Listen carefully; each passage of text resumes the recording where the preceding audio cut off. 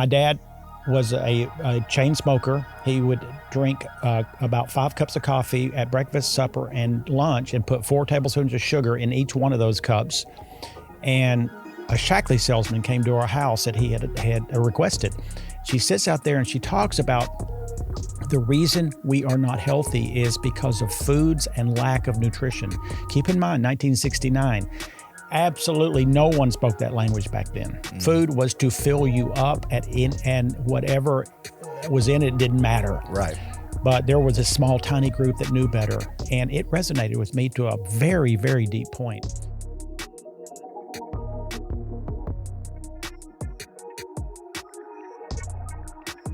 How you doing, Ed Jones? I'm good enough, well enough, and pretty dang good. Wow. Again, I've asked that question of you for years. It's never been the same answer. So that's why I ask it every time.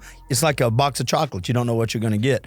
So my name's Clint Powell, everybody. This is the new version of Nutrition World Podcast, and that's what we're going to call it, the Nutrition World Podcast. Again, I'm a new face, a new voice, and I am I handle podcasts a little differently. I'm very casual, and I don't promise. Again, do not promise that we will not go down rabbit holes from time to time. But they'll kind of be shorter, 15 to 25 minutes. And I'm going to be bringing in people like you, the founder of Nutrition World, which we're going to talk about, and other people from Nutrition World, and we're just going to talk stories. Now, we're going to be talking products and supplements and topics because this is an educational component of what we're going to do. But people love stories, and they I think especially as we get more connected through social media apps now, and we all know everybody else's business, we like knowing stories of the people we do business with. Would you agree with that? I used to not agree with that. I totally agree with that now. Yeah. Well, you've seen the efforts of it on your social media. Excuse me.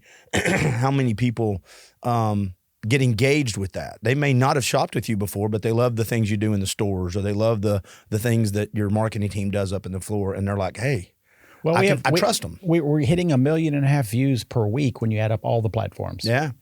All right. So I thought what we do for our first initial episode is for you to revisit the origins of Nutrition World, why you started it, when you started it. We'll talk about a little how it's kind of evolved and changed. And then before we leave, everybody stick around, because we're all going to talk about maybe 1 or 2 new things you're trying, because you are a guinea pig via supplements or treatments or therapies. So we're going to add some education into it, but let's just start foundationally. When did you start Nutrition World, and why did you start Nutrition World? The why, if there's one moment, was in 1969. Yes. Okay.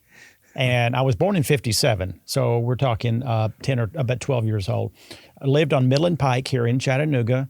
Had gone to Woodmore, gone to Dalewood, went to Brainerd as I got older.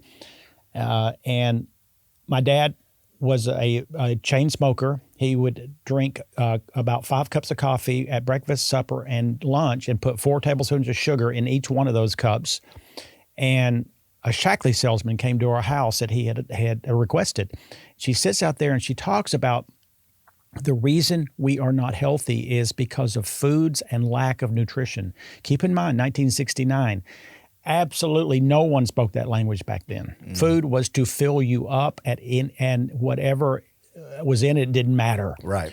But there was a small, tiny group that knew better, and it resonated with me to a very, very deep point, because I had remember questioning, why do people die early? Dad, why did this person have lung cancer? Why did this happen? Well, I don't know. We don't know. They just did. Well, I just felt like there were answers, and that connection between the power of food, the power of nutrients, clicked in me. And at that moment, we used to eat at Morrison's Cafeteria in Eastgate Mall. It was just my dad and I. He raised me. And every single Sunday, I'd go to Eckert's on the very far end. He had to go do his business, number 2 business. He always had to in Eckert's. Okay. I still remember the bathroom was about this big, and your face was at the door, and he would take him 30 minutes. This is not the rabbit hole people wanted us to go down. down. No, they don't. Yeah. And what would I do? I wore the pharmacist out. Oh. I picked up as many bottles and said, what does vitamin B6 do? Why is it called pyridoxine? Tell me more. And they were very nice to me. Yeah. And that's how it all started. And so fast forward, what year did you decide to start Nutrition World? 1979. It opened on Four Squares Mall, 1200 Mountain Creek Road. had doomed itself because of the location. Oh, there really? was no hope because it was not in the flow of everything in Chattanooga. There was no And still drive-by isn't. traffic. There Yeah. wasn't any. Yeah. And we would go an hour to two before we would see a customer. And I always remember being at Eckerd's when my manager only had one employee, called her the manager, Nita Davis, and we had called in and checked in. We didn't have cell phones, of course, not even beepers. So you owned it and were calling in to check in. And called, and she was so excited because we finally broke $200 one day. Wow. And Do you remember the first products you carried? I've never asked you that before. Well, the ones that were the most popular were Weeder Athletic Proteins. Yeah, Joe Weeder from the bodybuilding world. Yes. Yeah. I've always been involved in working out. Yeah. No one carried it at the time. So not only are you off the beaten path, you're carrying a product that not most people didn't need. No, GNC did not carry it. Yeah. Well, most people don't need them. Back in the day, No. they weren't buying bodybuilding products unless you were that's a niche thing. So how long were you at that location? There for 3 years, and actually opened in Highland Plaza and then opened in Brainerd Village. So I had 2 stores for several years, Highland Plaza. The Brainerd Village got so busy, we finally just closed Highland Plaza. Yeah. So that's where I kind of started shopping with you in the mid to late 80s. Brainerd Village, and that's where you were at for a long, long time. And that's where I met when I started I bought products from you as a customer for a while, and then I started becoming your sales rep when I met you through some media stuff. You started carrying things like Penta water and all of these other things, excuse me, that were fringe. They were. But that's okay. When did you move to this location? About 14 years ago. That's a good move, wasn't it? It was the game changer move because I was paying so much of our profits to rent. And we actually had to pay commission during that time. So if we did really well, we got punished. And so the business across the street where Bud's is now, Yep. used to be Christopher's Restaurant, used to a long time ago was Steak and Ale. Steak and Ale. Yeah. It went up for auction. And I remember being at the courthouse with my good friend, Brian Connell, and I had gotten a line of credit from Regions for $1 million, I think. Well, we're on the courthouse, and it took about 30 seconds for that $1 million to pass by. And I was so dejected. Yeah. I was so sad because I knew I can never really be successful paying rent in that Brainerd Village. And I was worried that if Office Depot leaves, I'm doomed because there was the big draw. You were foreshadowing what was going to happen. Yeah. And so I went back to the store. 3 hours later, this guy calls and said, "Hey, are you Ed Jones? I saw you at the auction today, and I have a building for sale on Lee Highway." Went down the next day and looked at it. It was a Peter Drew computer place, and it was so dark and dismal with ceilings, I swear, were 6 foot high. Is all they were. It's like my head almost touched it. It was like a dungeon. And we bought it, and we remodeled it, spent a lot of money. It's been the best thing I ever did. Well, so let me ask you about that real quick. You said you used to check in, and you'd have a couple customers a day. Now, how many customers are you averaging a day in nutrition? 400. That's on an average day. Some days it goes to 450, some days you a little less. But even 10 years ago, we were only averaging 200. Yeah. So did COVID, and we won't spend much time on this, but was it a game changer for nutritional stores, especially ones that are foundationally involved in real science and health and doing the best to provide, not just trying to sell stuff, but actually educate the community?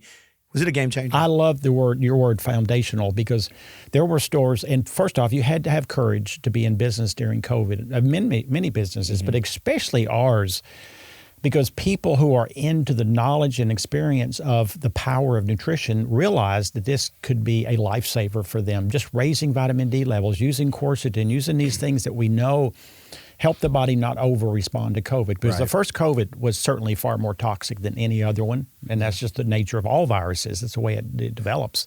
But yes, it was a game changer. It changed. I think it changed the collective consciousness of us about our health. We were like, wait a minute, there's so much out of our control. We're gonna have to find things we can do.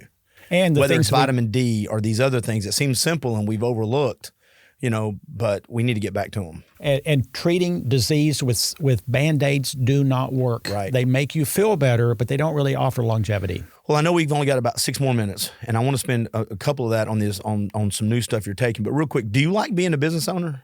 I think the two things that I was born to do was learn and empower others about their health from the naturopathic philosophy. And the second is entrepreneur. My dad was an entrepreneur, and I used to go to all his business meetings. I love being an entrepreneur. Well, good, because I'm going to ask you to share a failure in 60 seconds so we can get you out of here on time, 60 to 90 seconds before we move to the product side of it. You tried to start, was it a yogurt place? And I think it's good for people to know that everybody tries. People see Nutrition World, the beautiful building, all the success, but they don't understand that behind that success is somebody trying 4 other things that failed completely. Did you or did you not, Ed Jones, true or false, try to start was it a yogurt? Yogurt and Custard Express in Brainerd Village. And I see you trying not to smile when you talk about this, like, how did it go? Pretty pathetic. Pretty pathetic. I worked many nights till 11 o'clock cleaning the yogurt machines. And you talking about sad, middle of winter in January, and you're trying to sell yogurt. The only reason I opened it was because TCBY had that epidemic of just everybody wanted it, and they were lined up over there by the movie theaters. Right, yeah. Well, that didn't last very long. It was a trend. And I got in on the going downside, which is not what you do in business. Almost bankrupted me. But I'm imagining that lesson stuck in the back of your brain as you've made decisions moving forward, because you're a risk taker. I am. But you look at some stuff like that, and now you've got some metrics in the back of your head going, that's not my lane. Yeah. You stay in stuff, it's okay to take risk inside your strengths. But when you step out of that because it's trendy or something you think you can make work, it doesn't always translate. Those strengths don't translate. No. My dad was great at the cemetery business, and every single business he opened outside that, he failed at. Yeah. All right, so let's spend the last few minutes on this. I mentioned it and referenced it at the beginning of the podcast. You're kind of a guinea pig. You'd always try new supplements, new therapies, new techniques from, you were one of the first people to talk cold plunges and infrared saunas, whether they work or not, right? Or oxygen deprivation, whatever. Anything you're trying now, it can be 1 or 2 products or 1 or 2 techniques or mindsets. What do you got going on right now with Ed Jones that you want people to know about? Well, I don't think everybody needs to be the guinea pig. No, they don't that's need why to we have you. That's why we have me. Yeah. And I do it, everything I do is with an equation called risk against benefit. And I dig deep before I decide to do something. I'm the Christopher Columbus of the green pharmacy kind of, and these kind of lifestyles and these kind of fringe ideas that then sometimes disappear, and other fringe ideas come to the mainstream. Well, real quick, I want to say this. One thing I like about you, I had you and Matt Davis and Josh Porter in on one of my personal podcasts, and I brought up we're talking air quote biohacks at the time. And one of the reasons I asked you this question is because even then there were some things that I knew you had tried, and I think even Matt and Josh had tried. But because y'all had tried them and y'all were all excited in the moment, then you came back and were like, I don't know about that one. The results I got were mixed. So it's not like you try everything and then recommend it to people. No. You try it and then go, you know what? It might work specifically for this type of person, but you don't have to try it. It may not be for everybody. And I like that. So back to you, sir. What do you got going on now? Are there products or something you're doing? Well, I think the 3 things, I'd actually say 4. Rapamycin, the anti-aging drug, which is prescription. We don't sell it. Right. 2, and I've been on that off and on for about 4 years. Well, real quick, what does that do if you got time? It slows the aging process. It's the only drug that has, across every study done, every animal, every worm, every golden retriever, shows extended lifespan if done properly. It is the dose is the poison, or the dose is the miracle. So this is why you got to have a professional, because it's not for everybody. It's not for everybody. Yeah. I tell a lot of people the information so they can move forward with it if they choose to. Yeah. Methylene blue. I mean, that's been an off and on. I started methylene blue before anybody even knew the word. It's the oldest drug that's been invented. 1876 it was invented. But it functions in a mitochondrial dysfunction problem, and that's what causes aging and disease is mitochondria, the engine within the cell. I have wavered between, I'm taking it, it's going to save me my life and my health, to it has a place in where I want to use my supplements, but I'm not doing it all the time. And I just did a podcast on it, and I'm happy to be honest with people. It has a place, but is individually. Do you take it? You say you don't take it all the time. Do you take it on scheduled intervals, or is it as needed thing? At this moment, it's as needed. What does that look like? What does it mean as needed? Well, first off, it's not a nutrient. It's not something you're deficient in. It's something you take for a reason. Okay. So if a woman has chronic chronic UTIs. If you're aging as far as the energy system, if you're brain fogged, sometimes it can be fantastic. If you're on antidepressants, you shouldn't take it because it makes more serotonin. There you go. So it has a plus and a minus, and the purity of the products is very important. We sell the product that I trust at this moment. And I'm going to let you keep talking, but I also want to, this is why I think it's important for people to find your team. I don't care where you're living, and I hope it's Nutrition World, but if it's not, go find somebody educated that you can ask those questions to, because there's a lot of people that would not have said, oh, by the way, if you're on these antidepressants, you should not take it. People who are methylene blue on the banner ads, they run out and buy it, and they've not been educated. They don't have anybody they can walk into a store or call and go, what do y'all think? And curious enough to ask questions from the consumer so they then can direct them. So that's why I like that you. And I've seen hundreds of these fads come and go, and a few dozen stick, and the other ones go away. All right. So what are the other one or two you're doing? Well, lately, and I've heard people I trust in the conversation of where do we put nicotine? Nicotine has a place for upping the quality of how we can act and how we feel and how we can think. It has also a poisonous effect. We certainly can't do it, and to combine it with tobacco and smoke it, it's going to kill us earlier probably. But in a pure form, which is the form of, the little packets you put in, not vaping, or a patch, what nootropic means brain, helping the brain to think better. It is amazing. Okay. It really is. It's addictive if you do it more than 3 to 4 times a week. But I can tell you, when you lack sleep and you have to perform and you have to do a very important podcast, or you have to think clearly, or maybe in the gym you want an extra kick, it's just one of those things you put in a toolbox. So back to the education part of this, it's dose dependent, right? How long you keep the pouch in your mouth. Your tolerance, because not everybody's going to accept it the same. So don't just throw it in there. No. Test it out. If you have certain conditions, health conditions, this is me throwing this in there. If you've got a heart condition, if there's anything going on, you don't just pop one of those in there. You always talk to your doctor on these type of things. And and I'm not saying do it. You're asking me what am I experimenting? Yeah. So I'm experimenting with that right now. Does it have a place in Edward Jones's almost 68-year-old future? That's a decision you're making. And I'm making that. No, and we don't sell nicotine. I'm just doing it because I do a lot of things. I take about 62 supplements a day. Yeah. My diet is dialed in and my exercise is dialed in. But people, that's way down. He used to take 99 a day because I gave him grief over it. But you're doing good. But the other guy I always compare you to is the Ben Greenfield, who is on a national level, and he does the same thing to his body and to his mind and his family, and he gives honest reports on how it works, what does, how you should, how you shouldn't. Anything else before we wrap it up? Because I got one more question for you. Anything else you're doing? As far as doing, I am preparing for the bodybuilding contest that is coming up that Sean is sponsoring in July, and so I'm working out harder, and I'm trying to always find that little piece of quality strategies in regard to lifestyle. I've recently read something, and I want to call myself this. When I do consultations, what do? I'm actually a cellular mechanic. I like that word because the foundation of health is at the cell level. It's not at the big picture. It's not at the liver level. It's not at the brain level. It's not at the cholesterol level. Right. It's actually at the cell level. And to do that, you can't be medically trained because they will not teach that kind of philosophy.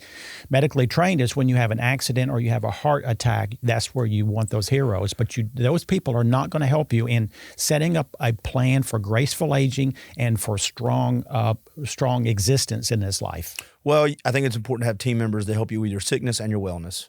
Bingo. Right. I need hammers and screwdrivers in my toolbox. If only I have a hammer, then everything better be a nail, because that's the only thing I can do. So that's why I'm like, I've always liked your approach to this is like, you should have medical people in your world. They're fantastic. Have these other people in your world. Do your own research, So I love that part. Here's my last question for Ed Jones. Do you still sell Pinta water? I sell it, I drink it, and I love it. It's a water that, and by the way, the history. How long ago was this? It's got to be at least 30 years, 25 years ago. 25 years, I'd say. At least. Easy. Yeah, because you started carrying Pinta water because you're Brainerd Village, and I was like, here's, just so everybody knows, and I was your sales rep, and I come back to the station, I'm like, we're going to start, I've got this new advertiser, he's only spent money on cable, blah, he's got this thing called Pinta water, and they're like, what is it? I said, I have no idea. None. Some sort of fancy magical water. And they're like, it's water? I'm like, yeah. And then I started researching it with you and realized that there's some legitimacy to it. And here, all these years later, you're still carrying it. And here I'm doing hydrogen water now as an experiment also. But Penta water is a structured water where it actually, under a microscope, it would look different than a regular H2O. It's actually slippery water. If you pour out Penta on a table, it will be flat, where a regular tap water will be a big bubble. It's because it's so slippery. What it does is gets into the cell. That's the only reason it has an advantage. That cellular component again. Exactly. Yeah. And most water flows off like it would on a dam, and it's flowing over. We don't want it to flow over, which is going down the toilet. We want it to get in the cells again. I remember many years ago, I had too much to drink one day at the convention, at one of the conventions in Orlando. And I told the guy at the Penta booth, who actually was the owner, I said, I cannot, I don't know if you know this, but I drank too much, which is rare. I don't do that. Right. But I did that night. And I said, I drank Penta water, and normally I'd feel bad the next day. I said, I feel like $1 million. He said, no, that's the number one comment we get from Penta water, because most things you feel bad has to do with dehydration. Yeah, if you eat poorly, like lack of sleep, maybe because you've traveled, maybe you're depleted from working out, something like that, stressed in life, all of a sudden you've got that extra tool in your toolbox. And I think hydrogen might be able to do that. And the other thing is, when I give blood at Be Well Labs, where we do blood testing here, if I drink that before, it makes my vein so easy for them to put that needle in. Really? And I tell other customers who have tough times, you just drink a Penta water 30 minutes before. It's been a minute since I've had a Penta water. When I've got to come buy some supplements after we record this, I'm actually going to get a Penta water. Yep. I want to see how it works. I want to just maybe go get 2 or 3 of them, because I haven't had one in a while. All right, so these are going to be shorter podcasts with the Nutrition World label on it, and we're going to be doing stories from Nutrition World. So, man, I appreciate you being on. I love the origin stories of the store, and thank you, Ed Jones. Thank you, Clint Powell. Absolutely.